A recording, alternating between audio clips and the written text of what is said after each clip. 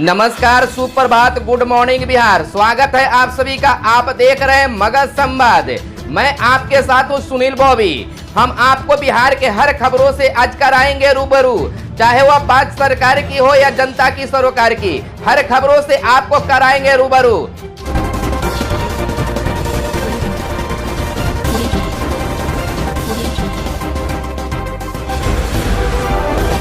आज 2 जनवरी 2021 है। बिहार की बड़ी खबरें।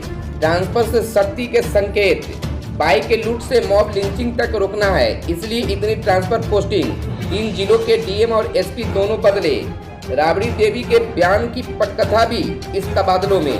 अरसे बाद जदयू के साथ भाजपा का भी प्रस्ताव दिखा। बिहार में आईएएस आईपीएस का प्रमोशन हो रहा था। नई पोस्टिंग भी तय थी, लेकिन राज्य की नीतीश कुमार सरकार ने प्रशासन के साथ पुलिस महकमे में ट्रांसफर पर खूब माथापच्ची की।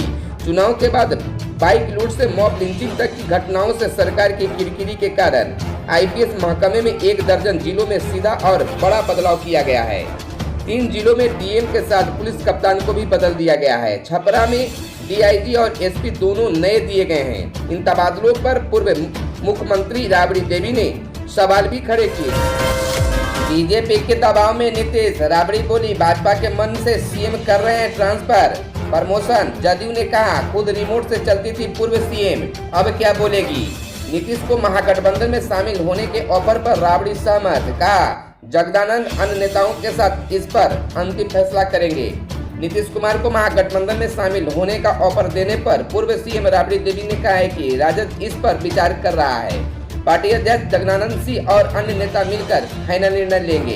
उन्होंने यह भी कहा है कि भाजपा ने जो अरुणाचल प्रदेश में किया वह बिहार में भी कर सकती है, इसकी पूरी संभावना है। वहीं तेजस्वी यादव के बाहर रहने के सवाल पर उन्होंने बताया कि मेरा बेटा है, जहां भी जाता है काम से जाता है।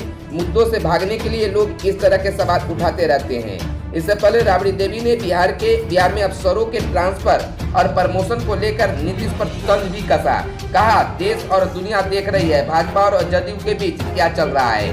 भाजपा के सामने नीतीश कमजोर पड़ गए हैं। अधिकारियों का ट्रांसफर और प्रमोशन सीएम नहीं, भाजपा नेताओं के मन से हो रहा है। उन्होंने कहा कि उन्हें सीएम पद की शपथ लेने से पहले ही समझ लेना चाहिए था। भाजपा जिस तरह से दबाव में काम करवा रही है, नीतीश कुमार का उनके सामने कुछ नहीं चल रहा है। अधिकारियों के तबादले में भी यही हो रहा है। भाजपा चाहती है कि गृह सचिव आमिर शोभानी को भी हटाया जाए, इसलिए कई विभाग उन्हें उनसे ले लिया गया।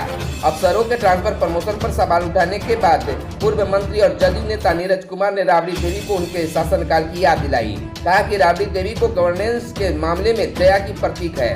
उनको इस पर सब कुछ पता भी नहीं रहता था। उन्होंने एहसास होना चाहिए कि जब महागठबंधन की सरकार चल रही थी और राजद का संख्या बल ज्यादा था, तब राजबल्लभ यादव और शहाबुद्दीन को जेल जाना पड़ा। ये सब उनके रोल मॉडल रहे हैं। राबड़ी देवी जब मुख्यमंत्री थी तब खुद रिमोट से चलती थी। सीएम नीतीश कुमार से ज्यादा अमीर हैं उनके बेटे निशांत। नीतीश के बैंक में करीब 34,000 रुपये जमा हैं, जबकि उनके पुत्र निशांत के पास वर्तमान समय में 28,297 रुपये नगद हैं और विभिन्न बैंकों में फिक्स्ड या जमा के तौर पर 1 करोड़ रुपये हैं। बिहार के मुख्यमंत्री नीतीश कुमार सहित उनके मंत्रिमंडल में सहयोगी मंत्रियों ने अपनी संपत्तियों के बारे में भी घोषणाएं की है। इन घोषणाओं पर गौर करें तो मुख्यमंत्री से उनके मंत्रिमंडल के कई सदस्य ज्यादा अमीर हैं। यही नहीं, नीतीश से उनके बेटे निशांत भी ज्यादा धन्यवान है। साल 2010 में नीतीश सरकार ने सभी मंत्रियों के लिए प्रत्येक साल की पहली तारीख को अपनी संपत्ति का ब्यौरा सार्वजनिक करना अनिवार्य कर दिया था। मंत्री द्वारा मंत्रिमंडल सचिवालय विभाग की वेबसाइट पर दिए गए अपने संपत्तियों के ब्यौरे के मुताबिक मुख्यमंत्री नीतीश कुमार के पास फिलहाल 35,885 रुपये नगद के तौर पर हैं। नीतीश के बैंक में करीब 34,000 रुपये जमा हैं, जबकि उनके पुत्र निशांत के पास वर्तमान समय में 28,297 रुपये नगद हैं और विभिन्न बैंकों में फिक्स्ड या जमा के तौर पर 1 करोड़ रुपये हैं। इसी तरह मुख्यमंत्री के पास जहां 98,000 के आभूषण हैं, वहीं निशांत 20 लाख से अधिक कीमत के आभूषणों के मालिक हैं। नीतीश दिल्ली के द्वारिका में 1,000 वर्ग फीट वाले एक फ्लैट के मालिक हैं, वहीं उनके बेटे के पास कल्याण बीघा में कृषि और गैर कृषि योग्य भूमि, बख्तियारपुर और पटना में आवासीय परिसर हैं। इसके अलावा मुख्यमंत्री से उनके मंत्रिमंडल के सहयोगी भी अमीर हैं। मंत्रिमंडल में सबसे अमीर मंत्रियों की सूची में मुकेश सहनी भी शामिल हैं। नए साल के पहले ही दिन राजधानी लखनऊ को पीएम मोदी ने दी बड़ी सौगात। प्रधानमंत्री शहरी आवास योजना में उत्तर प्रदेश को पहला पुरस्कार मिला है और यह पुरस्कार पीएम मोदी ने सीएम योगी को सौंपा। प्रधानमंत्री नरेंद्र मोदी ने आज नए साल के पहले ही दिन राजधानी लखनऊ को एक बड़ी सौगात दी। पीएम मोदी ने लाइट हाउस प्रोजेक्ट के तहत लखनऊ के शहरी गरीबों को 1040 फ्लैट की सौगात दी। वहीं प्रधानमंत्री आवास योजना शहरी में उत्तर प्रदेश को पहला पुरस्कार भी प्रधानमंत्री ने आज दिया। कार्यक्रम में प्रधानमंत्री जहां वीडियो कॉन्फ्रेंसिंग के जरिए जुड़े तो वहीं मुख्यमंत्री योगी आदित्यनाथ मंच पर मौजूद रहे।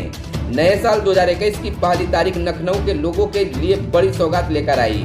आज प्रधानमंत्री नरेंद्र मोदी ने राजधानी में रह रहे EWS श्रेणी के लोगों को उनके आशियाने के सपने को पूरा करने की दिशा में अफोर्डेबल हाउसिंग स्कीम की शुरुआत की। इसे नाम दिया गया है LHP यानी लाइट हाउस प्रोजेक्ट। इस प्रोजेक्ट के तहत राजधानी लखनऊ के अवध विहार योजना में आवास विकास की भूमि पर लगभग 2 एकड़ में शहरी गरीबों के लिए 1040 फ्लैट तैयार किए जाएंगे। 7th पे कमीशन अपडेट। केंद्रीय कर्मचारियों को जल्द मिलेगा नए साल का तोहफा, बढ़ने वाली है सैलरी। नए साल में केंद्रीय कर्मचारियों के लिए खुशखबरी आने वाली है। केंद्र सरकार ने अपने कर्मचारियों की सैलरी में इजाफा कर सकती है। इससे 50 लाख केंद्रीय कर्मचारियों को फायदा होगा, वहीं लाखों पेंशन भोगियों को भी इसका फायदा पहुंचेगा। यह बढ़ोतरी 7वें वेतन आयोग की सिफारिशों के आधार पर होगी। आपको बता दें कि कोरोना महामारी की वजह से आर्थिक गतिविधियां ठप हो जाने की वजह से बीते साल में केंद्रीय कर्मचारियों को मिलने वाली महंगाई भत्ते पर रोक लगा दी गई थी। केंद्रीय कर्मचारियों और पेंशनरों को महंगाई भत्ता 21% के हिसाब से मिलता है, लेकिन फिलहाल यह 17% पर मिल रहा है। केंद्र सरकार ने यह जून 2021 तक के लिए है। माना जा रहा है कि जून 2021 के बाद सरकार महंगाई भत्ते पर राहत दे सकती है। ऐसा होता है तो वेतन और पेंशन दोनों बढ़कर मिलेंगे। गौरतलब है कि केंद्र सरकार 1 जनवरी और 1 जुलाई को महंगाई भत्ते में बढ़ोतरी करती है। सैलरी बढ़ाने को लेकर यह फैसला केंद्र सरकार अपनी अगली बैठक में ले सकती है। मीडिया में छपी खबरों के मुताबिक नॉन गैजेटेड या अपत्रित चिकित्सा कर्मचारियों के लिए कम से कम 5000 रुपये प्रति महीने की बढ़ोतरी होगी। इसके HRA, DA और TA में भी इजाफा हो सकता है। सीएम नीतीश कुमार ने दी 9 वर्ष की शुभकामनाएं। बिहार सरकार की डायरी व कैलेंडर का किया विमोचन। साल के पहले दिन मुख्यमंत्री नीतीश कुमार पटना के मुख्य सचिवालय पहुंचे और यहां उन्होंने अधिकारियों के साथ विकास कार्यों की समीक्षा की। साथ ही नए साल के लिए तैयार योजनाओं को रूपरेखा पर भी चर्चा की।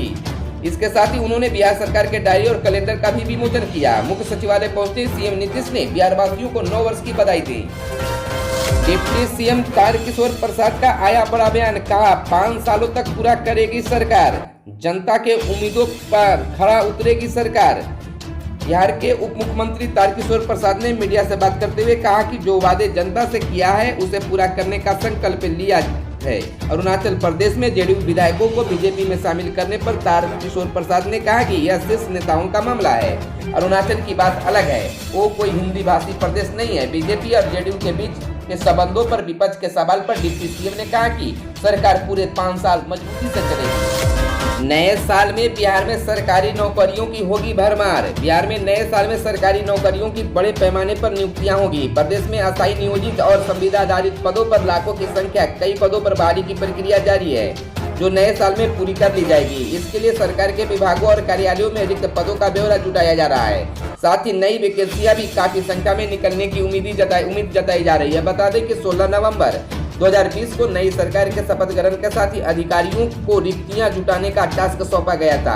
नीतीश सरकार अस्थायी नौकरियां देने के अलावा नियोजित और संविदा आधारित पदों पर भी बहाल करने के लिए तैयार है। ऐसा माना जा रहा है कि वर्ष 2021 में राज्य सरकार के अधीन 2.5 लाख से ज्यादा नौकरियां मिलेगी। फिलहाल करीब 2 लाख पदों पर बहाली की प्रक्रिया जारी है। इसमें सिर्फ शिक्षा विभाग में ही सहायक प्रधानाध्यापक और शिक्षक के 1.5 लाख से ज्यादा पद हैं जिन पर नियुक्तियां होनी है। गृह विभाग के अधीन दरोगा, सार्जेंट, सहायक जेल अधीक्षक और सिपाही के हजारों पदों पर बहाली भी अंतिम चरण में है। इसके अलावा दरोगा और सिपाही के 10,000 से ज्यादा पदों के लिए आवेदन लिए जा चुके हैं। जल्द ही प्रतियोगिता परीक्षा आयोजित की जाएगी। पंचायती राज, नगर विकास और आवास, वन, पर्यावरण एवं जलवायु परिवर्तन विभाग के अधीन बहाली हो रही है। इसमें इंजीनियरिंग और पॉलिटेक्निक कॉलेजों में शिक्षक और गैर शैक्षणिक पद पर भी नियुक्तियां शामिल है। पंचायती राज विभाग के अधीन ऑडिटर, प्रखंड पंचायत पदाधिकारी, लेखापाल और तकनीकी सहायक के पदों पर बहाली होनी है।